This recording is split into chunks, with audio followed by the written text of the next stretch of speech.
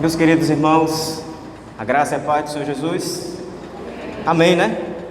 Que dia maravilhoso tivemos e podemos desfrutar na presença do Senhor com os nossos irmãos queridos, a nossa igreja.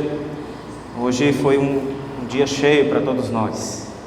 E que bom, né? Um dia que reservamos para adorar a Deus, para estar no santuário dele, para sermos cheios da sua palavra, que santifica, que purifica e que nos aproxima dele, como ele requer de todos nós. Irmãos, nós vamos continuar na série em Tiago, nossa série falando sobre a fé em ação, e hoje nós iremos partir de Tiago capítulo 2.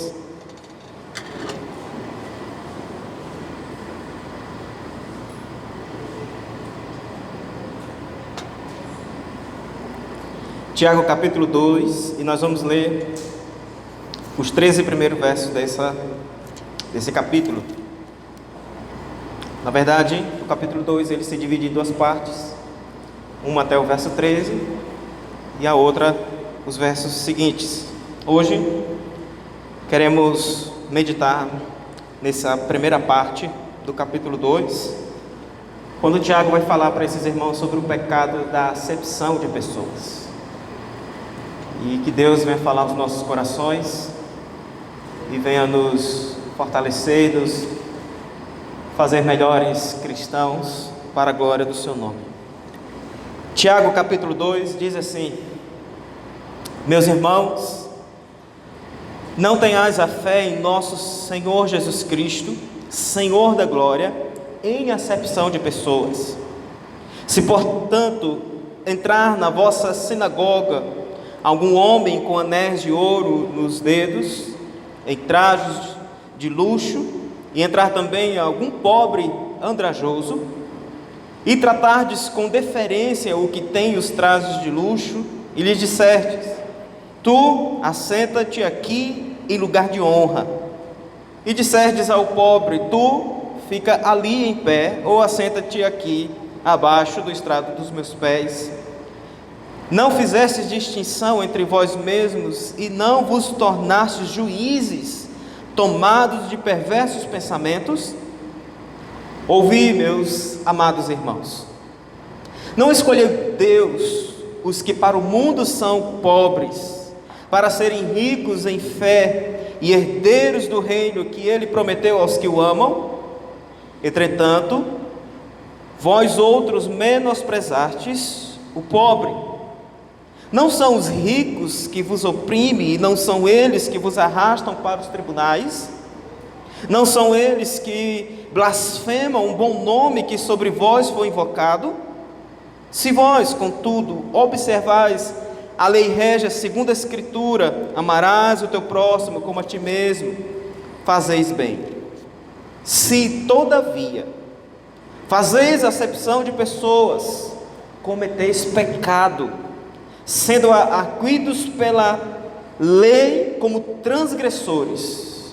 Pois qualquer que guarda toda a lei, mas tropeça em um só ponto, se torna culpado de todos. Porquanto aquele que disse: não adulterarás, também ordenou: não matarás. Ora, se não adulteras, porém matas, vens a ser transgressor da lei. Falai de tal maneira, e de tal maneira procedei, como aqueles que hão de ser julgados pela lei da liberdade. Porque o juízo é sem misericórdia para com aquele que não usou de misericórdia. A misericórdia triunfa sobre o juízo. Amém? Ainda com a Bíblia aberta, mas vamos pedir sabedoria ao Senhor para compreender a sua palavra. Senhor Deus, com sinceridade nós oramos mais uma vez ao Senhor, e nosso pedido é que o Senhor nos ajude a compreender e por meio da exposição da Tua Palavra, sermos chamados, ó Deus, a corrigir os nossos erros. Nós compreendemos a irmandade que é exigido do povo de Deus por conta do seu vínculo, do seu relacionamento, em razão de sermos membros de um corpo só, participantes de um mesmo Deus, do mesmo Senhor. Por isso, ó Pai, que o Senhor venha abrir nosso entendimento, que o Seu Espírito venha nos ajudar a praticar aquilo que a Tua Palavra nos chama a atenção nessa noite, em nome de Jesus. Amém? Irmãos, Tiago, ele chamou esses irmãos no capítulo 1, basicamente os versos que antecedem o capítulo 2. Ele disse que aqueles irmãos, e assim também nós, nascemos da palavra do Senhor. A palavra nos trouxe à existência. Por meio dessa mesma palavra do Senhor, nós somos chamados a ouvir as suas ordenanças. No versículo 19 ele diz isso. No versículo 21 ele diz que essa palavra que nós ouvimos precisa ser acolhida também por todos nós. E ao acolhermos essa palavra, no verso 22 ele nos diz que só há uma maneira de reagirmos diante das provações, diante das dificuldades deste mundo, que é praticando a palavra do Senhor. Ouvir a palavra e falar a palavra não substitui a prática da palavra de Deus, porque ouvir muitos ouvem, receber a palavra muitos recebem, como a semente da parábola de Jesus que caiu em vários solos. Porém, apenas aqueles que estão de fato dispostos a colocar em prática o que ouviram e receberam, esses sim vão ser bem-aventurados, esses sim vão triunfar nas suas lutas, nas suas tribulações, nas suas provações, principalmente nos seus relacionamentos com seus irmãos em Cristo, com a sociedade, porque apenas ter uma confissão de fé ortodoxa, bíblica, centrada em Cristo, não substitui a palavra ou a prática da palavra do Senhor. Nós, centrados nas Escrituras que somos, precisamos também partir daquilo que nós praticamos, o que as Escrituras nos ensinam. É por essa maneira que Tiago agora então passa a tratar aqueles irmãos da dispersão, que foram dispersos, que estão pelo mundo, que estão enfrentando lutas, para que eles então venham colocar em prática a sua fé. Basicamente o capítulo 2 convida aqueles irmãos, ou fala da relação entre a fé e as obras, porque muitos se enganam, que acham que apenas precisam demonstrar sua fé confessional ao Senhor, mas se esquecem que nós somos chamados para a prática das boas obras, aquelas boas obras que Deus já antes preparou, como Paulo diz no capítulo 2, versículo 10, antes de todas as coisas, antes da minha existência e da sua, Deus já preparou para que viéssemos praticá-las. É uma ação da parte de Deus, fruto da sua graça, em nos fazer participantes do seu reino, não como espectadores, não apenas como confessionais, mas como praticantes, zelosos por aquilo que recebemos e acolhemos como palavra do Senhor, e piedosos com aquilo que praticamos no que diz respeito à nossa vida cristã. Por isso agora Tiago não mais fala daquilo que precisa fortalecer a nossa fé, daquilo que precisa nos colocar diante das lutas com perseverança, da alegria que precisa ser brotada no nosso coração. O papo é reto, é direto. Ele olha nos olhos desses irmãos, por assim dizer, e diz: olha, a prática de vocês está em incoerência, está na contramão daquilo que vocês professam. Como igreja, irmãos, o que mais vemos em nossos dias é uma incoerência na vida cristã, nas igrejas, nas famílias, no povo de Deus. Incoerência nas suas palavras e nas suas atitudes. Nós cremos, nós falamos, nós anunciamos, nós pregamos, mas agimos muitas vezes de maneira contrária.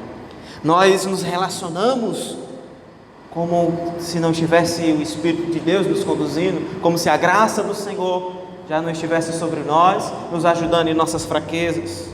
Com os lábios pregamos uma boa doutrina, mas com a vida não temos demonstrado uma prática coerente com essa boa doutrina, com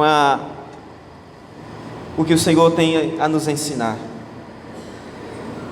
É por essa razão que nós temos muitos cristãos doentes espiritualmente, porque se frustram com as reações que recebem das pessoas, se frustram com as conquistas que não são alcançadas, quando na sua vida profissional, na sua vida relacional, emocional, no seu envolvimento em si.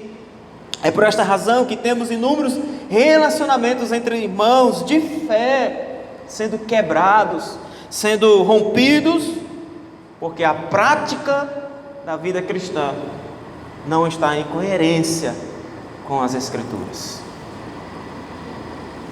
Esse é um alerta que Tiago traz para esses irmãos e mostra que a maneira como nós nos comportamos como pessoas, como indivíduos de uma mesma família, diz respeito muito àquilo que nós cremos sobre Deus e àquilo que nós sabemos da parte dele.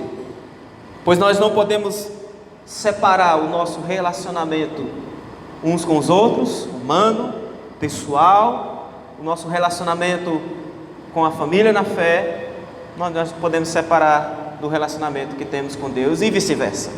Porque há aqueles que dizem que têm orado, que têm lido a Bíblia, que têm buscado uma devoção, uma devocional pelas manhãs, orado ao Senhor, mas não está em paz com a igreja, não está em paz com os irmãos, não está em paz uns com os outros. O que Tiago chama esses irmãos a fazer está fundamentado num sentimento ou numa demonstração de sentimento e de amor que Cristo estabelece para a sua igreja e que traz isso como uma regra de fé para todos nós, que é um amor prático. E esse amor prático é fruto daquilo que nós sabemos de Deus, daquilo que nós recebemos do Senhor. É o apóstolo João que escreve na sua primeira epístola, no capítulo 4, versículo 20, dizendo que se alguém disser, amo a Deus, mas odiar o seu irmão, esse é mentiroso. Percebe que a confissão diz uma coisa, mas a prática diz outra. O apóstolo João diz que isso é mentira, é uma vida mentirosa, pois quem não ama seu irmão a quem vê, não pode amar a Deus a quem não vê. Por essa razão, irmãos, que nós precisamos refletir nesse dia, assim como naqueles dias Tiago lançou a palavra do Senhor para esses irmãos, para que tivesse uma postura coerente de fé nas suas relações. Neste capítulo, Tiago condena atitudes de irmãos dentro do seu convívio relacional, nas suas sinagogas, e sinagoga aqui é onde eles se reuniam para cultuar, para ouvir as Escrituras, nas suas comunidades, o desprezo que eles faziam com os seus irmãos mais simples, mais pobres, por buscarem uma aproximação interesseira e com intenções duvidosas em relação à sua fé. O contato que essas pessoas tinham, e o Evangelho chegou primeiro para essas pessoas mais simples, para esses irmãos mais pobres, literalmente, financeiramente. Esse contato que aqueles irmãos tinham era constante, não era algo ou alguma coisa aleatória. A igreja estava repleta de pessoas pobres, assim como também alguns poucos ricos faziam parte dali. Mas a atitude que esses irmãos estavam tendo, estavam indo na contramão do que o Evangelho em si é apresentado a eles. Há nessa passagem 3 advertências que Tiago vai dar para esses irmãos com relação à intenção deles, a atitude deles em relação uns aos outros. E essas três advertências, Tiago tenta provocar nesses irmãos uma prática de fé coerente com aquilo que nós confessamos, ou que eles confessavam naquele tempo. Nós vamos ver do versículo 1 ao 4 uma censura aos que praticam essa acepção de pessoas na vida cristã. Do versículo 1 ao 4. Do versículo 5 ao 7, Tiago então vai dar um alerta quanto à inversão de valores na vida cristã. O que é recebido pelos crentes, o que é praticado pelos crentes, aqui nesse tempo, nesse contexto, estava na contramão, estava inverso daquilo que Deus praticou por meio de seu Filho Jesus, enquanto esteve na terra, e foi passado isso para os apóstolos. E aí, por causa disso, nós temos no versículo 8 ao 13, um chamado à coerência cristã, para eles viverem de fato de tal maneira como confessam, assim eles então deveriam praticar. Essas três coisas nós queremos ver nessa passagem, e que Deus nos ajude a guardá-las e a praticá-las, que isso é o importante para nós nessa noite. Então, primeiro, há uma censura que Tiago faz a esses poucos irmãos por aquilo que eles estavam praticando na vida cristã. Veja no verso 1, ele já chama atenção, e veja que ele está falando não para ímpios, ele não está se dirigindo a pessoas que não conhecem o Evangelho, são pessoas, irmãos em Cristo, irmãos que foram recebidos na mesma fé, que foram alcançados pelo Evangelho da salvação e que agora estão agindo de maneira contrária ao que receberam. Meus irmãos, não tenhais a fé em nosso Senhor Jesus Cristo, Senhor da glória, em acepção de pessoas. Se, portanto, entrar na vossa sinagoga algum homem com anéis de ouro nos dedos, em trajos de luxo, e entrar também algum pobre andrajoso, a palavra andrajoso aqui, ele está se referindo às vestes sujas, rasgadas, e tratardes com deferência o que tem os trajos de luxo, ou acepção, ou parcialidade, e lhes disseres, tu assenta aqui em lugar de honra, e disseres ao pobre, tu fica ali em pé, ou assenta-te aqui abaixo do estrado dos meus pés. E estrado dos pés aqui era literalmente uma mesa menor que ficava para as pessoas importantes colocarem os seus pés, ou literalmente Tiago está falando que essas pessoas estavam recebendo os pobres, colocando os ricos num lugar de destaque, e as pessoas mais simples sentadas ao chão, onde os pés deles alcançavam. Verso 4: não fizesse distinção entre vós mesmos, e não vos tornasse juízes, tomados de perverso pensamento. Nessa censura que Tiago faz a eles, pelo menos 4 coisas ele pede para que eles não venham fazer. Eles não poderiam fazer tratar as pessoas com acepção, parcialidade, e isso causa muita divisão na igreja, quando você tem aquelas panelinhas, quando você tem aqueles grupos. Eu não digo os vínculos mais próximos de amizade que a gente tem, as relações e o contato direto que temos com algumas pessoas específicas. Isso não pode fazer com que as demais sejam excluídas. E era isso que estava acontecendo. Tiago chama esses irmãos e diz: olha, até essa divisão que vocês estão fazendo é interesseira, porque vocês estão trazendo os ricos para perto de vocês e excluindo os pobres e colocando em lugares de humilhação, distante de vocês, e o que vocês estão fazendo não é o certo. Segundo, ele diz que eles não poderiam tratar as pessoas com deferência, olhar para as pessoas por aquilo que ela está vestida, pela condição social dela, pela maneira como ela se comporta no seu vestuário, e menosprezar essas pessoas, e buscar um tratamento especial para aquelas que estão mais bem vestidas, que estão mais colocadas em destaque por conta da sua condição. Isso significa dar tratamento especial a alguns e menosprezar outros. Basicamente, a acepção em prática. Terceiro, eles não poderiam fazer distinção dessas pessoas, porque ao mesmo tempo eles estavam fazendo distinção de si. O verso 4, a parte A: não fizestes distinção entre vós mesmos. Eles estavam se colocando melhores do que aqueles irmãos mais simples, dignos de ter uma aproximação melhor do que aqueles outros irmãos que talvez na sua vida não teriam um acesso como o Evangelho agora traz. E em quarto lugar, a censura de Tiago chama eles para que eles não pudessem, ao agir assim, tomarem cuidado, porque assim eles estariam trazendo juízo para si. Eles estavam se colocando no lugar de juízes, fazendo julgamentos errados, tomados de perversos pensamentos ou critérios errados, para poder então estabelecer de quem eles poderiam se associar ou não.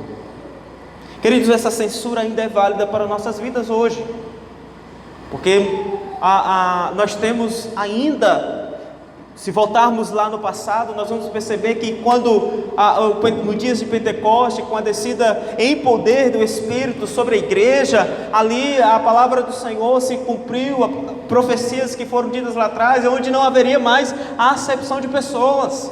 O Evangelho não era apenas para ser recebido por uma nação, mas toda língua, toda raça, toda tribo, todos os povos de todos os lugares. Não é que todas as pessoas do mundo iriam receber o Evangelho, estariam abertas à palavra do Senhor, mas todas as pessoas de todas as raças, de todos os lugares que estavam ali naquele momento em Jerusalém, elas iriam então receber o Evangelho. O Evangelho aproximou, fez com que pobres, ricos, escravos, livres, homens e mulheres, porque ainda havia uma distinção, mulheres não tinham tanto espaço, não tinham oportunidade, não tinham acesso às Escrituras, como mais tarde aconteceu. Todas essas pessoas agora estavam em um só nome, uma só fé, um só batismo, servindo a um mesmo Deus. E mais, Lucas escreve Atos dizendo que essas pessoas agora, elas estão vivendo em um só corpo, um dependente do outro, cada um ajudando o outro. E naquele momento o Evangelho chegou de tal maneira aos seus corações, que não havia distinção entre eles, eles tinham tudo em comum. Esse tipo de atitude que esses irmãos estavam fazendo é incompatível com esse Evangelho que Jesus entregou à sua igreja e que foi pregado pelos apóstolos. O Senhor da glória, como diz Tiago, ele se refere a Jesus assim, e daqui a pouco eu vou dizer o porquê. Ele diz que vocês não podem ter ou dizer que têm fé no coração ou fé no Senhor Jesus Cristo, o Senhor da glória, e ao mesmo tempo praticar estas coisas, porque esse tipo de atitude é incompatível com o Evangelho que Jesus entregou, é incompatível até mesmo com aquilo que Jesus fez quando esteve entre as pessoas neste mundo. Esse tipo de acepção, além de ser incompatível com o Evangelho de Jesus, ele também faz com que venhamos fazer um julgamento incorreto das pessoas, coisa que nem mesmo o Evangelho o faz. Certa vez eu falava com uma vizinha aqui nossa, e fui ao comércio dela e fazer algumas compras e conversando. Aí ela falou: você é o pastor daquela igreja? Eu sou. Eu tenho vontade de ir lá. E eu disse: ué, por que não vai? Falei dos nossos dias de culto, falei da nossa programação, e ela disse: não, eu fico com vergonha de entrar lá, porque aquela igreja ali parece ser igreja de rico. Eu vejo um monte de carro estacionado ali fora, eu vejo um ambiente ali muito favorável, e eu não consigo estar ali no meio dessas pessoas. E eu disse a ela: minha querida, se eu dissesse para você a condição de cada irmão que está lá, talvez você poderia dizer que é mais rica do que nós. Não existe isso. A igreja, o Evangelho fez com que a igreja estivesse com suas portas abertas para todas as pessoas sinceras na sua devoção, com seu coração sincero em buscar ao Senhor e abertas aos relacionamentos. Tanto aquele que tem mais como aquele que tem menos, todos têm tudo em comum: a mesma fé, o mesmo Deus, a mesma devoção. Os crentes que Tiago exorta, eles nada tinham a ganhar com os pobres, no sentido de prosperidade financeira ou benefícios, pelo que também eles os tratavam dessa maneira. Porém, o Evangelho é o único que faz com que nós nos aproximemos daqueles que não têm nada a nos oferecer, nem moeda, nem prata, mas unicamente o nome do Senhor Jesus, que tem poder para curar, tem poder para transformar, tem poder para restaurar e tem poder para nos trazer para perto de uma família muito maior e melhor, que é a família cristã. Nós, a igreja do Senhor, precisamos ter essa compreensão. Tinha algo que eles poderiam ganhar, não com os ricos, no sentido do interesse que eles tinham com esses ricos, mas com a simplicidade daqueles que nada tinham. Tiago, é bom deixar claro que em nenhum momento ele está fazendo uma rejeição aos ricos, até porque o Evangelho de Jesus alcançou muitos ricos, pessoas de propriedades, pessoas de um nome conhecido pela sociedade. O próprio Jesus esteve na casa de Mateus, um cobrador de impostos, dono de posses, na casa de Zaqueu, pessoas que tinham o seu valor aquisitivo altíssimo, mas essas pessoas, a partir do Evangelho, elas não tinham mais esse status de ricos e pobres. A partir do Evangelho eles tinham tudo em comum. A partir do Evangelho eles eram uma só família, em uma só carne, em uma só fé, em um só batismo. É por isso que o início da igreja foi o início da igreja primitiva, a igreja de Atos. Ele deu muito certo, porque todos os que tinham mais e os que tinham menos se uniam e conseguiam com aquele muito e aquele pouco fazer com que fosse suficiente para atender todos aqueles que tinham necessidades.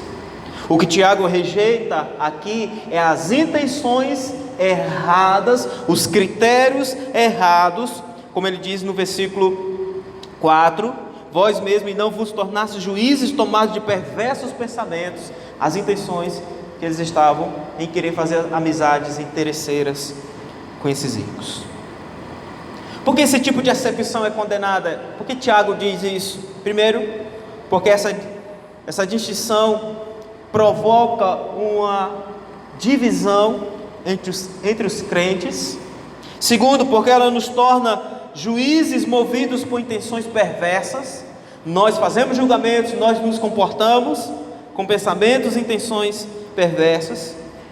E em terceiro, porque ela inverte a maneira como Deus considera os pobres. E agora entra a segunda parte do texto, que está aí do versículo 5 ao verso 7, quando Tiago então dá um alerta quanto à inversão de valores na vida cristã. Agora, irmãos, prestem atenção do que é dito aqui, para que nós venhamos compreender o porquê dessa repreensão e porquê precisamos também mudar nossas atitudes. Ouvi, meus amados irmãos, não escolheu Deus os que para o mundo são pobres, para serem ricos em fé e herdeiros do reino que Ele prometeu aos que o amam?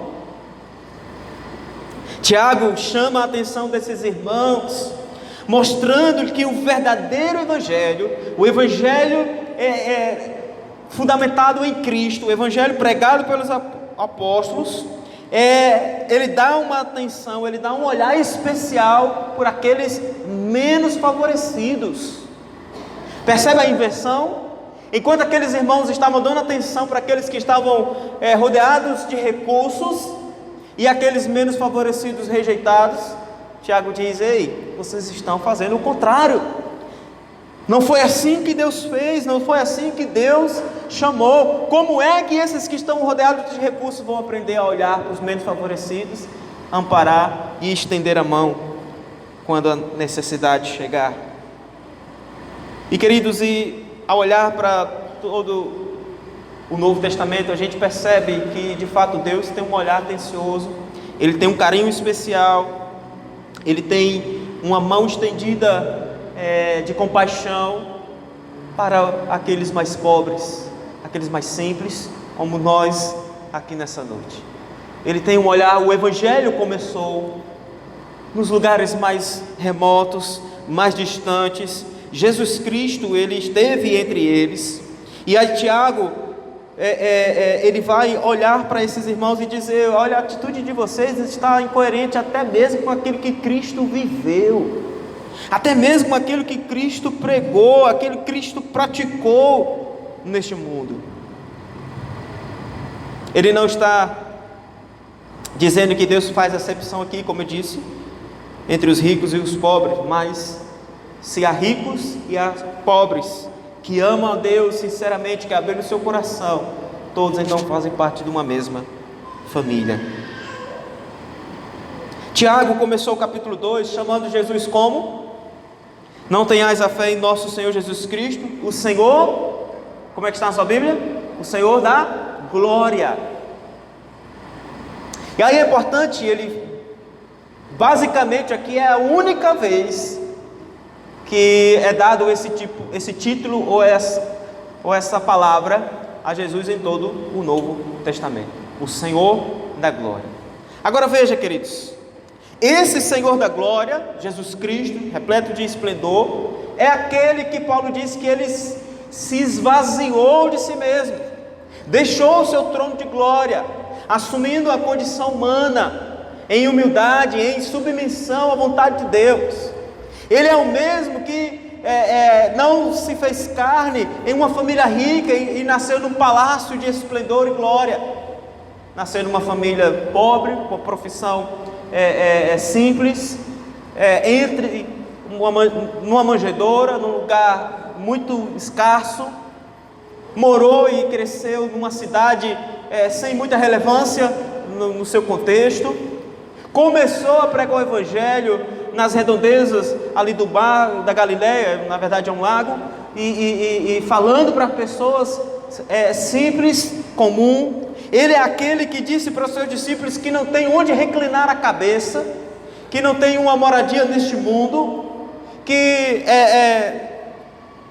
dependia da ajuda de outras pessoas, de ofertas de mulheres e homens voluntários para contribuir com o seu ministério. Ele não tinha uma bolsa extra para poder ter recursos.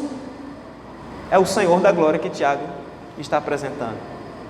Alguém simples, alguém desapegado às riquezas desse mundo, alguém que a sua riqueza, a sua glória, a sua majestade está unicamente nos céus, na sua morada altíssima. Tiago então disse que esses irmãos,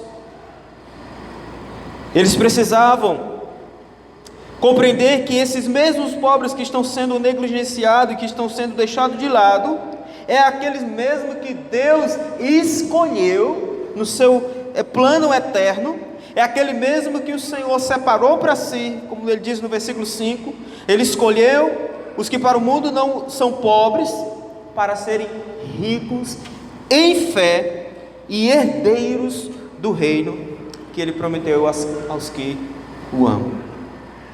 O mesmo Senhor da glória, que nasceu numa família pobre, numa cidade sem muita relevância, viveu sem ter onde reclinar a cabeça, esse mesmo Senhor também chama pessoas simples, pessoas desapegadas a riquezas deste mundo. É com razão que Jesus diz para aquele jovem rico de que dificilmente um rico entraria no céu por causa do seu apego às riquezas. Dificilmente ele teria condições de compreender a graça do Senhor nas mínimas coisas, porque ele está preso às riquezas, a grandes coisas que o cercam.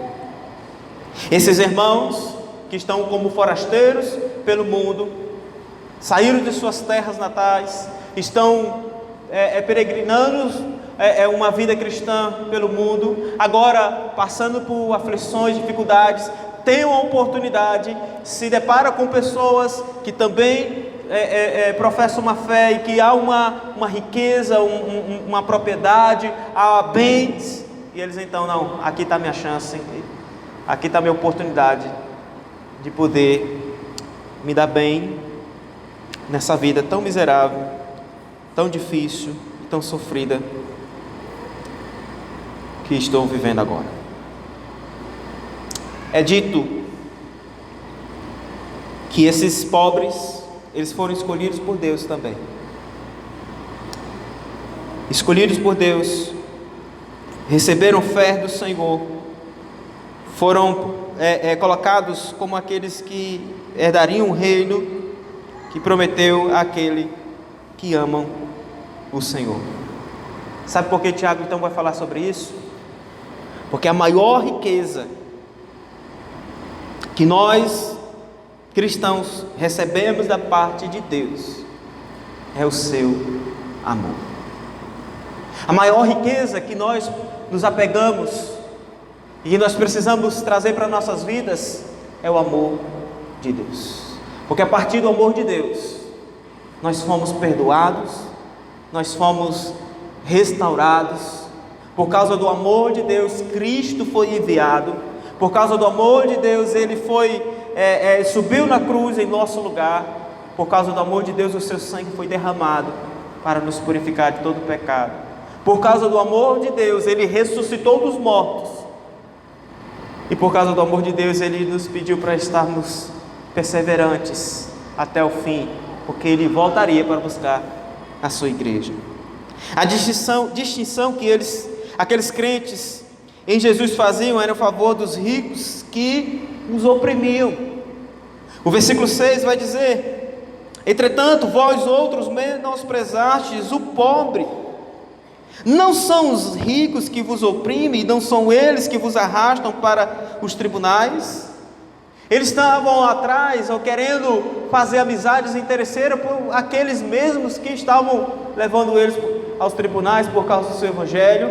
Estavam ali naquele período, naquele contexto, eram muito agricultores que dependiam de lavouras, que dependiam de senhores de terras, e por causa do evangelho, esses senhores de terra demitiam do nada essas pessoas. Tiago diz: vocês estão buscando uma inversão de valores, uma inversão daquilo que Deus não fez por causa dos interesses carnais e perversos do coração de vocês. Com o intuito de serem favorecidos de alguma maneira, aqueles irmãos então desprezavam os pobres e tratavam com deferência. E essa deferência que o texto fala aqui é uma atitude de respeito e consideração a algum grupo específico, que é os ricos, e colocando eles em um lugar de honra. Isso é inverter os valores. Olhando para os nossos dias, queridos, talvez nós não tenhamos esses interesses pelos bens, pelas riquezas de outras pessoas, mas os nossos envolvimentos ainda há algumas intenções perversas, até porque as nossas inclinações ainda estão tendenciosas por causa do pecado. Os nossos vínculos, o contato que fazemos com outras pessoas, na igreja, a nossa união uns com os outros ainda afetam um pouco as nossas intenções por causa do pecado que existe em nós. Em outras palavras, aqueles que precisavam de amor estavam sendo desprezados. A inversão de valores está no fato de que Jesus deu maior atenção e amor aos menos favorecidos da sociedade, mas aqueles estavam dando desprezo e rejeição, ao invés de também amar e abraçar esses menos favorecidos. É por esta razão então que Tiago agora vai falar sobre a lei régia da vida. A partir do verso 8, melhor dizendo, ele passa a falar sobre o que une os crentes, independente de classe social, de riqueza ou pobreza. Ele vai falar então aquilo que é essencial para unir, para fortalecer, para então sermos de fato a igreja do Senhor. Então, terceiro e último lugar, nós temos do versículo 8 a 13 um chamado à coerência cristã. Se vós, contudo, observais a lei régia segundo as Escrituras, e aí ele vai dizer que lei régia é essa palavra diz a lei que vai reger as nossas vidas, que vai conduzir aquilo que nós praticamos. E qual é essa lei? Amarás o teu próximo como a ti mesmo. E ele diz, se vocês fazem isso, se é isso que rege o coração de vocês, se é isso que está nas suas intenções, se é isso que vocês têm buscado, então vocês fazem bem. E isso de fato é evangelho. E isso de fato é estender o amor, estender a compaixão que Cristo fez por nós, pelo próximo. E é interessante, irmãos, que Tiago ele não vai citar os mandamentos, não vai lá atrás, no passado, para olhar aquilo que já foi dado como regra.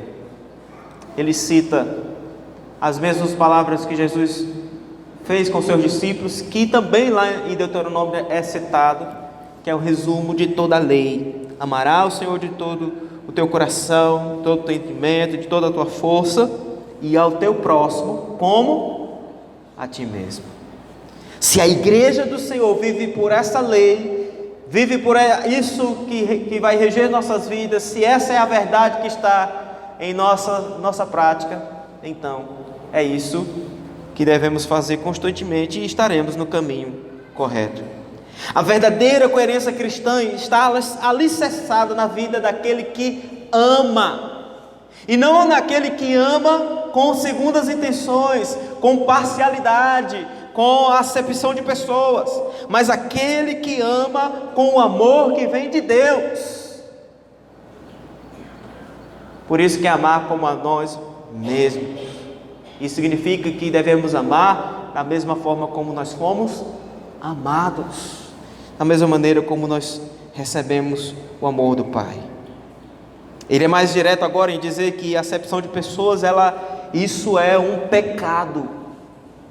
A igreja não pode fazer isso nem voluntariamente, nem intencionalmente, porque a prática disso é pecado para a vida daquele que o pratica.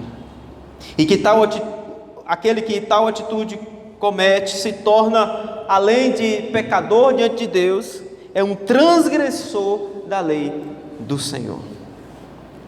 No versículo 11,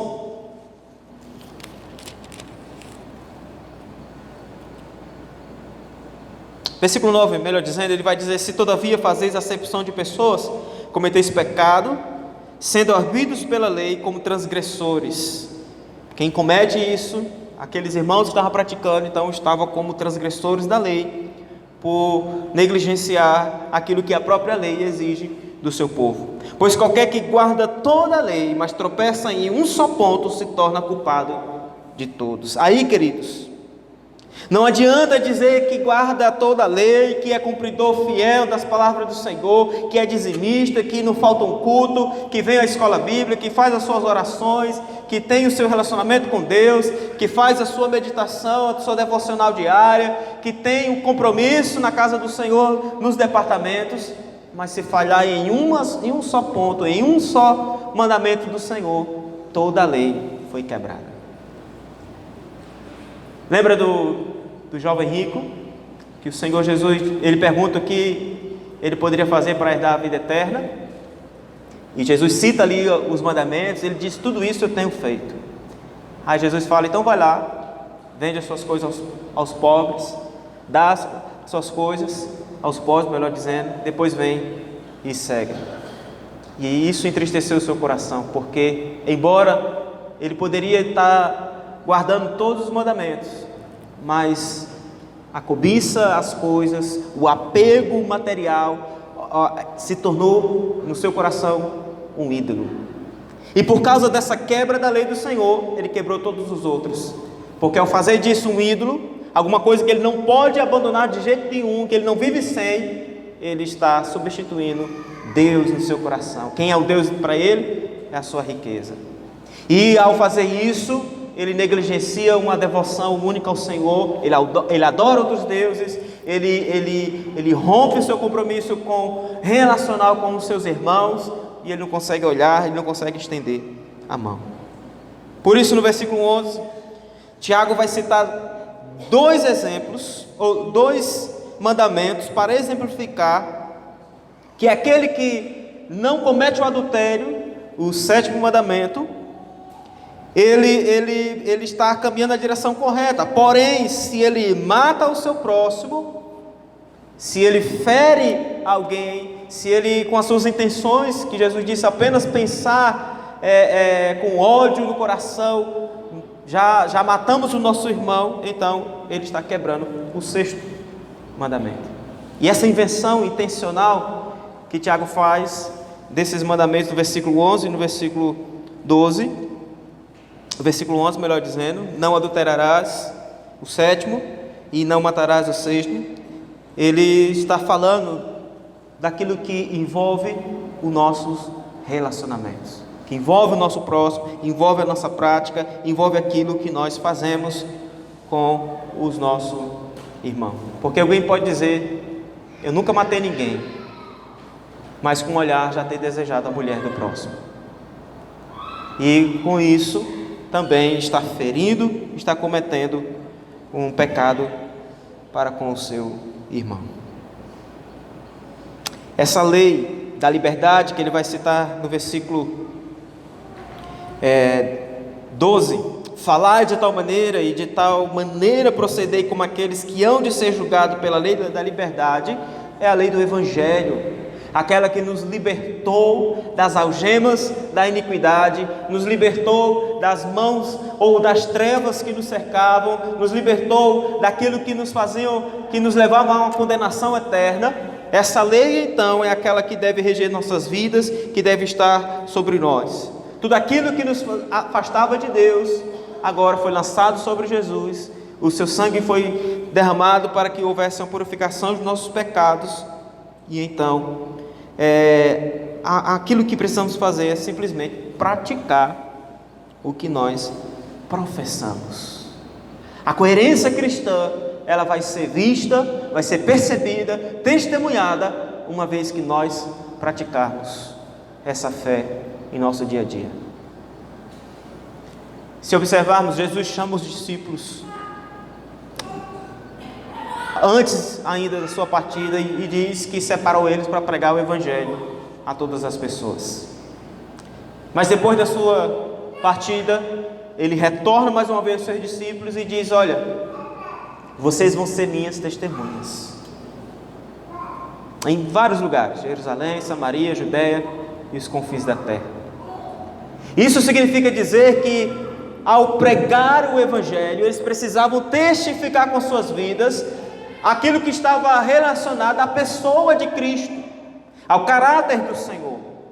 O testemunho não é de suas vidas, até porque nós, segundo as nossas limitações, somos falhos. Muitas vezes agimos assim como essa igreja estava agindo, de maneira tendenciosa, discriminatória.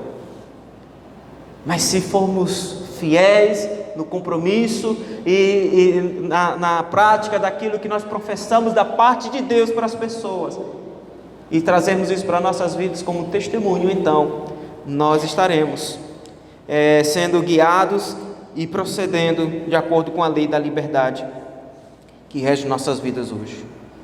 Do contrário, irmãos, aquele que não pratica dessa maneira, ele atrairá juízo sem misericórdia para si, porque rompeu todos os seus vínculos com o Senhor. E no juízo, uma referência ao final, quando Cristo voltar para buscar o seu povo, nossa fé será finalmente provada, ou a nota final será dada para aqueles que foram submetidos nessa vida ao teste de fé e prática. Nossas palavras e atitudes, elas serão julgadas ali. Usar de misericórdia nessa vida para aqueles que mais precisam de nossa demonstração de amor e coerência com o Evangelho, possibilitará nesse dia, no juízo, o uso da mesma misericórdia vindo da parte de Deus sobre nossas vidas, em nos chamar: vinde benditos de meu Pai, e entrar no gozo do Senhor. Essas palavras serão ouvidas da parte do Senhor para aqueles que então agirem nessa vida em coerência ao Evangelho que prega. De que maneira você tem agido diante da sua família? E geralmente, no contexto familiar, lá da nossa casa, é o campo mais difícil de sermos verdadeiros crentes, porque lá as pessoas nos conhecem. A sua mãe conhece você, o seu pai conhece você, os seus irmãos sabem das coisas que até seus pais não sabem. De que maneira você tem sido testemunha? De que maneira você apresenta esse Evangelho, essa graça do Senhor? De que maneira na nossa vida cristã, nos nossos relacionamentos, nós estamos buscando e proporcionando um amor, uma compaixão, uma misericórdia ao estender as mãos? De que maneira fazemos isso? Para concluir, eu queria que você guardasse no seu coração algumas recomendações à luz daquilo que nós vimos aqui na carta de Tiago para nossas vidas. Primeiro, se afirmamos ter fé em Jesus, precisamos nos unir em amor àqueles que também receberam da mesma fé, para demonstrar a salvação por meio das boas obras que praticamos e as bênçãos derramadas apenas para aqueles que temem o Senhor e são herdeiros do reino de Cristo. Precisamos, se afirmamos essa fé, se afirmamos essa fé em Jesus, se estamos unidos nesse propósito, precisamos nos unir em amor a esses irmãos, todos eles. Segundo, nós não podemos fazer distinção sobre aqueles que também foram criados à imagem e semelhança do Senhor. Sobre essas pessoas, o que deve prevalecer é o amor sincero e recíproco por pertencermos ao mesmo Deus e Senhor. Apenas por pertencermos ao mesmo Deus e Senhor. Nós não podemos demonstrar amor por aqueles que podem nos dar alguma coisa, porque isso é agir com acepção de pessoas. Precisamos demonstrar amor por aqueles que, igual a nós, não tínhamos nada a oferecer ao Pai, mas unicamente pela misericórdia, pela sua graça, pelo seu infinito amor, nós fomos amados, fomos recebidos. Por isso precisamos amar e receber sem distinções. Precisamos ter cuidado com as nossas atitudes neste mundo, principalmente com aqueles que professam a mesma fé, pois agir diferente do que o Evangelho nos ensina é viver uma vida de incoerência cristã. É com razão que muitos aí não querem abraçar esse Evangelho que nós pregamos, porque de repente com a nossa boca está saindo alguma coisa, mas com as nossas atitudes está saindo outra totalmente diferente. E aí muitos, para justificar, e isso não vai ser usado como justificativa quando Jesus vier, muitos, para justificar essa tipo de atitude, dizem: não, eu não quero ser crente, eu não quero ir para aquela igreja, eu não quero ser como aqueles irmãos ou como aquele irmão especificamente. Em quarto lugar, é necessária a verdadeira confissão de fé em nossos lábios.